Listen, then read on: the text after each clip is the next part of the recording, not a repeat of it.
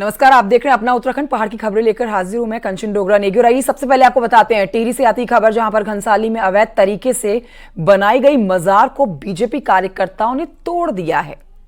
BJP कार्यकर्ताओं का कहना है कि घनसाली तिलवाड़ा रूट पर सरकारी जमीन पर अवैध रूप से मजार बनाई गई थी। घनसाली के सांकरी गांव के पास ये मजार बनाई गई थी, जिसे बीजेपी कार्यकर्ताओं ने तोड़ा है। तस्वीरें भी आपको दिखा रहे हैं, अवैध मजार जिसके ऊपर बीजेपी कार्यकर्ताओं ने ही एक्शन ले लिया।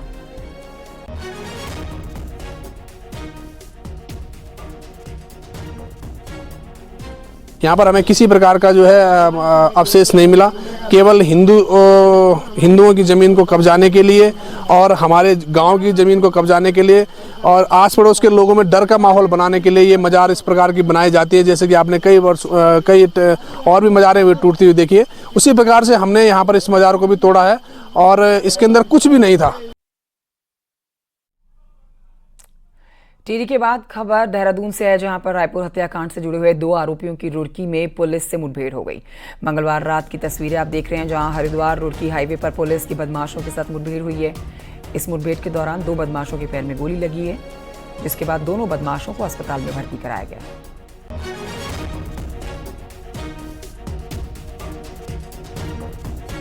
बहादुराबाद क्षेत्र में एसओ बहादुराबाद खुद उसमें चेकिंग कर रहे थे और जब ये संदिग्ध मोटरसाइकिल का आना वहाँ पर ज्ञात हुआ, इनके द्वारा रोकने का प्रयास किया गया। तो इनके द्वारा जो योगेश देव सिटी है इसके पास में संतरसा क्षेत्र में, वहाँ पर इनको पुलिस के ऊपर फायर करके ये लोग वहाँ से फरार होने की कोशिश कर रहे थे। इस बीच पुलिस ने जवाबी कार्रवाई करते हुए 2 अभियुक्त हैं, इनके पैरों में गोली लगी है, इनको तत्काल हॉस्पिटल लाया गया है। दोनों ही अभियुक्त अभी खतरे से बाहर हैं। उद्यान घोटाले से जुड़ी हुई एक बड़ी जानकारी अब आप तक पहुंचा रहे हैं। इस मामले की जांच सीबीआई कर रही है, लेकिन इस बीच न्यूज 18 के हाथ लगी ऐसी जानकारी जिसे सुनकर आप हैरान हो जाएंगे। पूर्व उद्यान निदेशक हरमिंदर बावेजा ने न सिर्फ पेड़ पौधों से जुड़ा हुआ घोटाला किया है, बल्कि मधुमक्खी पालन पर भी उनकी काली निगाह पड़ी है। बावेजा ने मौन पालन के नाम पर ऐसे करोड़ों रुपए के घटिया बॉक्सेस खरीदे जिसे आज तक इस्तेमाल नहीं किया गया। मधुमक्खी पालन के इस्तेमाल में ये बॉक्सेस हुए ही नहीं हैं। ये बॉक्स आज भी नैनीताल जिले के जोलीकोट के प्रादेशिक मौन पालन केंद्र और मशरूम सेंटर के गोदाम में पड़े हुए हैं।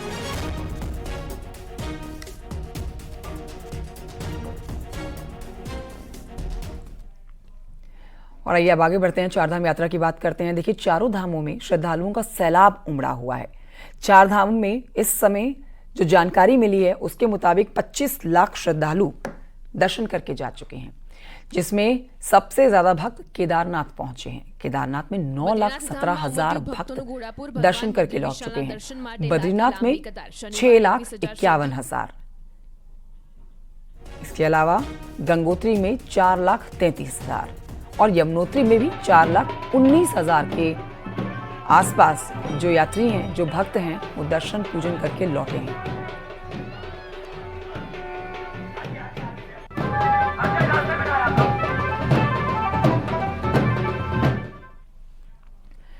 और आइए अब राजनीति की बात करते हैं। देखिए, उत्तराखंड में राजनीति अब चरम पर एक बार फिर से आ गई है। मंगलोर विधानसभा सीट पर हो रहे विधानसभा उपचुनाव के लिए उम्मीदवारों के नामांकन का दौर शुरू हो चुका है। आज नामांकन दाखिल किया जाना है। इसके लिए कांग्रेस के प्रत्याशी काजी निजामुद्दीन पूरी तरह से तैयार हैं। हरिद्वार जिला कलेक्ट्रेट पहुंचकर नामांकन दाखिल करेंगे। काजी निजामुद्दीन 2017 से 2022 तक मंगलोर विधानसभा के विधायक रह चुके हैं और 2022 के विधानसभा चुनाव में उन्हें मामूली से अंतर से बसपा के कैंडिडेट से हार का सामना करना पड़ा था। इसलिए इस बार अपनी खोई हुई जमीन को वापस पाने के लिए कांग्रेस ने इन पर फिर से भरोसा जताया, इनको टिकट दिया। नामांकन आज दाखिल करेंगे। इनके साथ कांग्रेस के प्रदेश अध्यक्ष करण माहरा, पूर्व मुख्यमंत्री हरीश रावत और कई सीनियर लीडर्स मौजूद रहेंगे।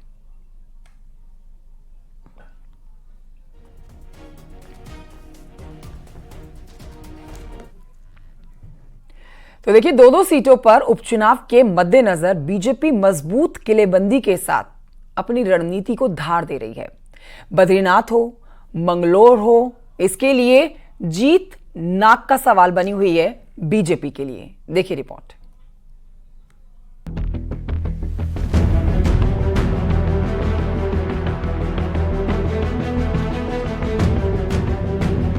उत्तराखंड में बीजेपी की सरकार है, 5 सीटों पर सांसद भी बीजेपी के हैं। ऐसे में विधानसभा की 2 सीटों पर उपचुनाव में हर हाल में जीत बीजेपी के लिए प्रतिष्ठा का सवाल बन गई है। लिहाजा दोनों सीटों पर बीजेपी फूंक फूंक कर कदम आगे बढ़ा रही है। इसके तहत सांसदों, विधायकों और मंत्रियों को पार्टी ने काम बांट दिया है।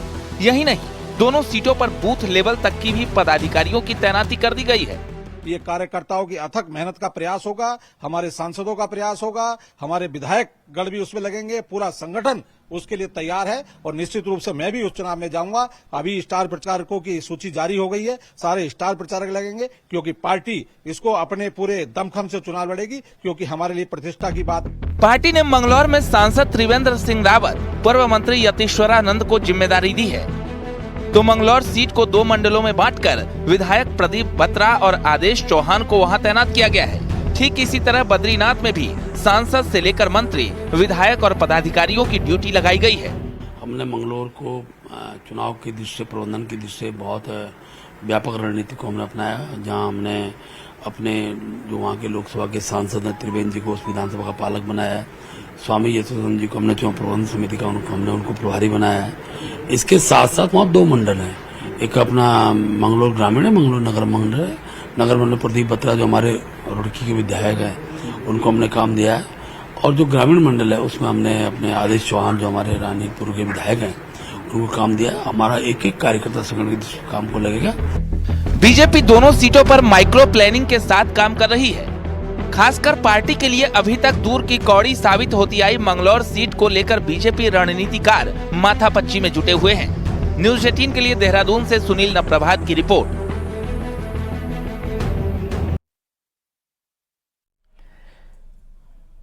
पौड़ी से खबर, जहां पर ब्लॉक दफ्तर के पास जंगल एक बार फिर से जलते हुए नजर आए हैं। जंगल की आग ब्लॉक दफ्तर के पास तक पहुंच गई। हैरानी की बात यही रही कि जिस वक्त ये ब्लॉक दफ्तर के पास आग पहुंच रही थी उस वक्त दफ्तर में लोग मौजूद थे। दफ्तर की टीम ने आग पर काबू पाया है, ये भी बड़ी बात आपको बता रहे हैं। अब आग पर काबू पा लिया गया है। फायर ब्रिगेड की टीम को इसकी जानकारी दी गई, वो भी मौके पर पहुंचे। फायर ब्रिगेड की टीम ने भी प्रयास किया आग बुझाने का, और दफ्तर में कर्मचारी जो मौजूद थे उन्होंने भी आग बुझाने का प्रयास किया, और ये जानकारी मिल रही है कि आग किसी शरारती तत्व ने लगाई है।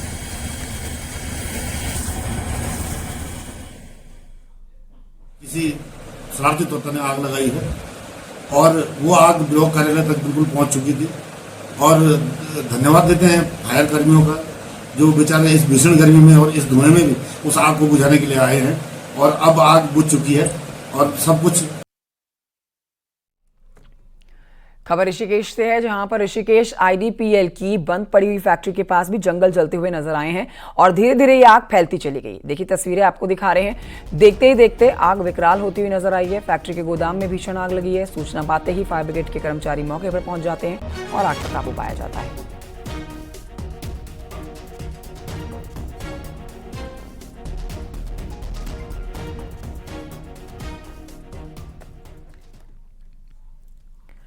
अल्मोड़ा से खबर, जहां के बिनसर में 4 वन कर्मियों की जंगल की आग में जिंदा जलने के बाद जो मौत हुई, उससे अब राजनीति भी गहराने लगी है।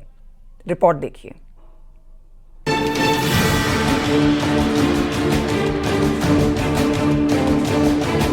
13 जून के बिनसर के जंगलों में इतनी विकराल आग लगी कि आग बुझाने गई वन विभाग की टीम के 4 लोगों की जिंदा जलकर मौत हो गई और 4 दिल्ली में अस्पताल में है। अब कांग्रेस प्रभारी मंत्री के जिले में न आने पर सवाल उठा रही है। अल्मोड़ा जिले के प्रभारी मंत्री धन सिंह रावत हैं, जिनके पास सूबे में स्वास्थ्य और शिक्षा विभाग भी है।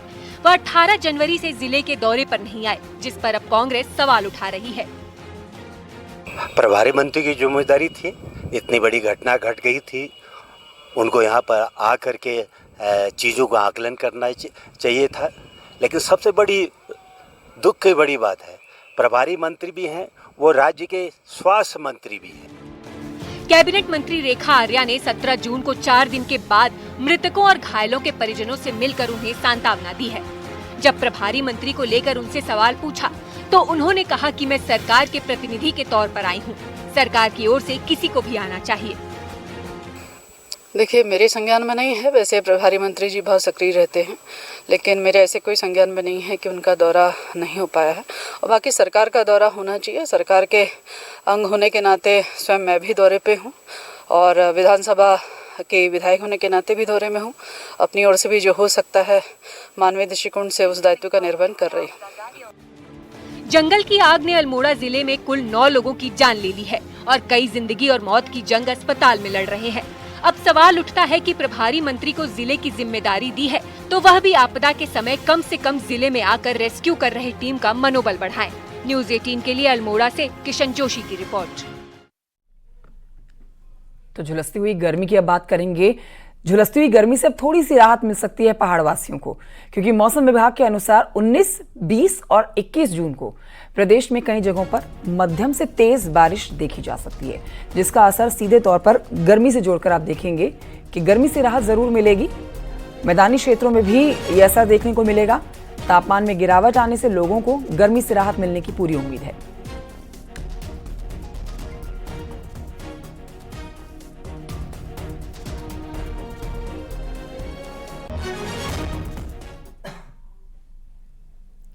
और आइए पिथौरागढ़ की खबर आप तक पहुंचाते हैं, जहां पर छात्रों ने भले ही इस बार बोर्ड परीक्षा में बेहतरीन प्रदर्शन किया हो, बावजूद इसके यहां की शिक्षा व्यवस्था राम भरोसे ही चल रही है। देखिए इससे जुड़ी हुई एक रिपोर्ट।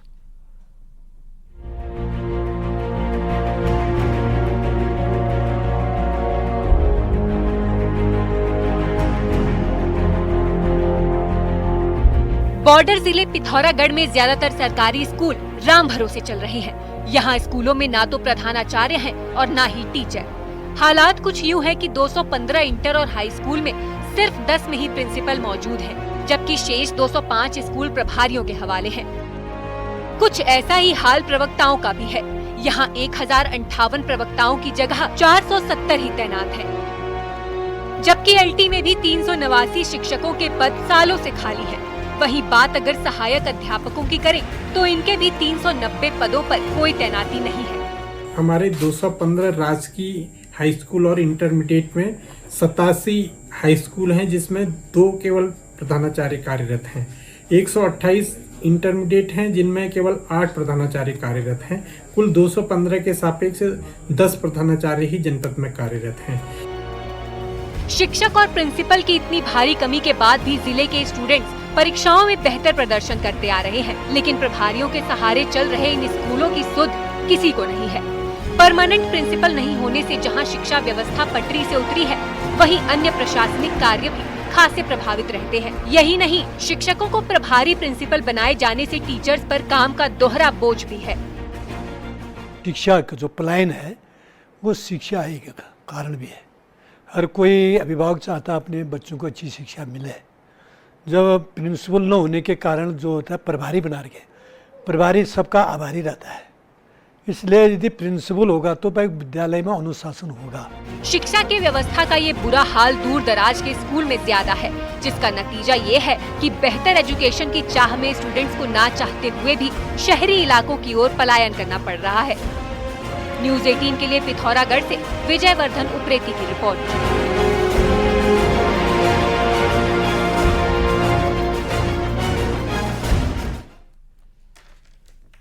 अगली खबर हरिद्वार से है, जहां पर पुलिस और एक टूरिस्ट के बीच में विवाद हुआ, जिससे प्रदेश में अब एक बार फिर से टूरिस्ट पुलिस की कमी महसूस होने लगी है।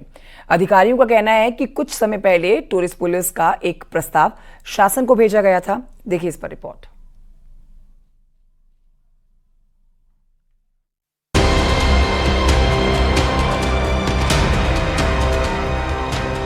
हरिद्वार में टूरिस्ट और पुलिस के बीच हुआ बवाल हो या ऋषिकेश में कैंपिंग और राफ्टिंग में हुई टूरिस्टों से मारपीट की घटना हो या चारधाम में यात्रियों के साथ की गई अभद्रता का मामला हो, ये वो घटनाएं हैं जो पुलिस के साथ प्रदेश के पर्यटन और तीर्थाटन पर भी प्रभाव डालती हैं। लेकिन इन घटनाओं से सबक लेते हुए अब पुलिस अधिकारियों को भी प्रदेश में पर्यटन पुलिस की कमी महसूस होने लगी है, जिसके लिए चारधाम यात्रा से पहले ही एक प्रस्ताव शासन को भेजा गया था। प्रस्ताव में प्रदेश में एक अलग छवि के लिए टूरिस्ट पुलिस का खाका तैयार किया गया था। बिल्कुल इस तरह से होना चाहिए। तो प्रस्ताव हमारा यहाँ भी विचाराधीन है अभी, जैसे केरल इत्यादि क्षेत्रों में, स्पेशली जहाँ टूरिस्ट बहुत ज़्यादा है वहाँ पर पर्यटक पुलिस का प्राविधान है। तो हमारे उत्तराखंड में भी होना चाहिए। इस संबंध में आप मुख्यालय स्तर में मंथन भी किया गया, तो इसका प्रस्ताव बना के, क्योंकि देर सवेर हमें आवश्यकता पड़ेगी। पर्यटन पुलिस का ढांचा केरला और गोवा जैसे राज्यों में है। यहाँ किसी भी टूरिस्ट की समस्याओं को दूर करने के लिए और सही से गाइड करने के लिए टूरिस्ट पुलिस अलग से मौजूद रहती है। वहीं प्रदेश के होटल इंडस्ट्री से जुड़े लोग भी मानते हैं कि टूरिस्ट पुलिस का इस प्रदेश में होना बेहद जरूरी है, जिससे पुलिस और पर्यटन के बीच होने वाली घटनाओं में रोक लग सके। बिल्कुल, अगर हो तो जो है देहरादून में जो है अगर वैसी पुलिस हो, कोई अरेंजमेंट करे हमारी सरकार, तो जो बहुत बेनिफिट होगा। जो जैसे टूरिस्ट को भटकने की कोई ज़रूरत नहीं पड़ेगी। जो है टूरिस्ट को ज्ञान नहीं है, कि टूरिस्ट को ज्ञान में मतलब जो है वे मिल जाएगा, जिसको नहीं है कि कहाँ जाना है कहाँ नहीं। जो है इससे फायदा तो पहुँचेगा ही जो टूरिस्ट को। उत्तराखंड में हर सीजन में टूरिस्ट पहुंचता है, तो यहाँ के लोगों की आमदनी का भी एक बड़ा साधन है। लेकिन पुलिस और पर्यटकों के बीच की झड़पों से राज्य की छवि खराब होती है और टूरिस्टों पर भी इसका असर पड़ता है। न्यूज़ 18 के लिए देहरादून से सत्येंद्र बर्थवाल की रिपोर्ट।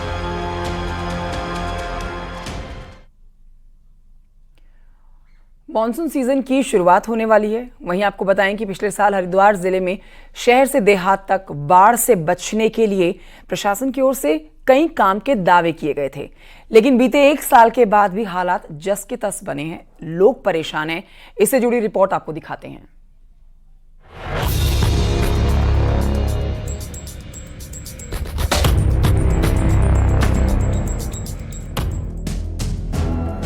हरिद्वार के लक्सर समेत कई क्षेत्रों से आई बाढ़ की ये तस्वीर पिछले साल खूब सुर्खियों में रही। बरसाती नदी के तटबंध टूट जाने से लक्सर कस्बे और आसपास के गांव में बाढ़ आ गई थी। हरिद्वार शहर के हालात भी कुछ इसी तरह के थे। यहाँ भी सड़कें समंदर हो गईं। शहरी क्षेत्र में जल भराव ना हो, इसके लिए प्रशासन ने एक बड़ा नाला बनाना प्रस्तावित किया। हालांकि 15 करोड़ की लागत से बनने वाला नाला सिर्फ बैठकों में ही बनता रहा। पूरा 1 साल बीत जाने के बाद भी धरातल पर कोई काम शुरू नहीं हो पाया। के शासन प्रशासन तो अपनी जो योजनाएं बनाता है वो कागजों में पूरी भी हो जाती है और बन भी जाती है। अब पता नहीं, हो सकता है आधा नाला कागजों में बन भी गया हो। अभी आप देख लीजिए, नाले इनकी सफाई नहीं हो रखी है, और जबकि मानसून सिर पे है। जिस तरह से यहाँ पे पानी भरता है, और व्यापारी को सबसे ज़्यादा समस्या ये होती है कि उसका नुकसान होता है। हर साल कम से कम लाखों करोड़ों रुपए का नुकसान होता है दुकानदारों का। 50 बार इनको प्रशासन को और शासन में रिटर्न में दिया गया है, बातचीत की गई है, लेकिन उनकी तरफ से कोई समाधान नहीं मिला है। व्यापारियों को तो एक तरह से इन्होंने लावारिस छोड़ दिया है। वहीं हरिद्वार के देहात क्षेत्र के तटबंधों की मरम्मत कराई जानी थी, लेकिन यहाँ भी औपचारिकता भर निभाई जा रही है। लिहाजा किसान अपनी फसलों को लेकर परेशान है। अब ये तो प्रतिवर्ष ऐसे ही झेलना पड़ रहा है जी। यहाँ कोई मरम्मत नहीं होती इसकी। जो फसलें हैं इस सब पानी भरकर सारी नष्ट हो जाए, बरसात में कुछ कटाव में चल जाए। ये फॉर्मेलिटी के लिए बरसात में दिखाओ 2-4 कट्टे घेर कर। पूरे 1 साल तक मरम्मत का काम शुरू नहीं हो पाया। अब मॉनसून सीजन शुरू होने वाला है और बरसात के सीजन को लेकर लोग चिंतित हैं।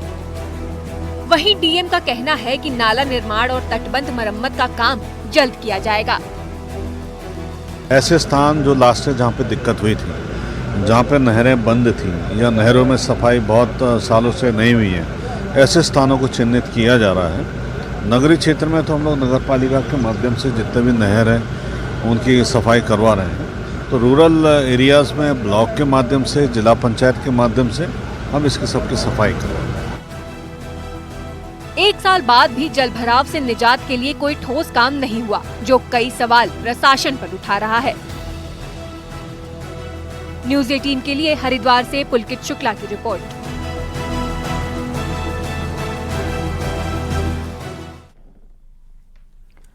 कोटद्वार में पुराने सामान और वेस्ट मटेरियल से चिल्ड्रन पार्क का सौंदर्यीकरण किया गया है। नगर निगम की ओर से चिल्ड्रन पार्क को वेस्ट टू वंडर पार्क के रूप में तब्दील किया गया है, जिससे पार्क में वेस्ट मटेरियल जैसे गाड़ियों के पुराने टायर हो गए, पेंच हो गए, टॉप्स हो गए, नट्स हो गए, बोल्ट हो गए, और वर्टिकल गार्डन और विंटेज कार हो गई, अब आप देख रहे हैं ये वही अम्यूजमेंट पार्क है जो वेस्ट मटेरियल से तैयार किया गया है, जहां पर लोग पहुंच रहे हैं और मजे यहां पर आकर कर रहे हैं। ये भी आपको जानकारी दे देते हैं कि प्लास्टिक की खराब बोतलें भी हो गई, सेफ्टी पॉइंट, इको बेंच बनाई गई है उसको लेकर। इसके साथ ही पुराने सामानों का ये अनोखा तरीके से एक पूरा पार्क तैयार किया गया है जिसे लोग पसंद कर रहे हैं और यहाँ घूमने के लिए आ रहे हैं अपने बच्चों के साथ। पार्क बच्चों के लिए विशेष आकर्षण का केंद्र बना हुआ नजर आ रहा है। बच्चे खूब एंजॉय कर रहे हैं आके। इसको बनाने का एक पर्पज़ ये है कि हम एक मैसेज भी ये देना चाह रहे हैं कि एक तो एस्थेटिक वैल्यू बढ़ने के साथ साथ एक बहुत इंपॉर्टेंट ये है कि वेस्ट जो है सिर्फ वेस्ट नहीं है, वेस्ट आज एक अपॉर्चुनिटी भी है। तो हमने इसमें पुराने जो स्क्रैप मटेरियल हैं जैसे टायर्स हो गए, बॉटल्स हो गए, प्लास्टिक के कई सामान, इन सब का यूज़ करके इसको बनाया गया।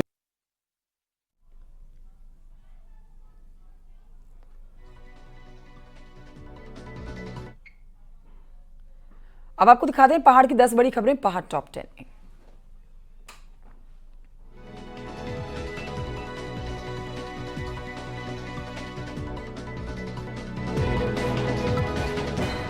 ऋषिकेश में ब्रह्मपुरी के पास में एक बच्चा गंगा नदी में डूब गया है। परिजनों की सूचना पर एसडीआरएफ ने सर्चिंग अभियान शुरू किया है। पौड़ी में जंगल की आग को रोकने के लिए वन विभाग मोबाइल टीम की तैनाती करेगी। बद्रीनाथ नेशनल हाईवे पर नगरपालिका कूड़ा इकट्ठा यहां पर किया जा रहा है। नगरपालिका के द्वारा 1 मई से 15 जून तक नगरपालिका जोशीमठ ने प्लास्टिक की 1 लाख से अधिक बोतलें इकट्ठी की हैं।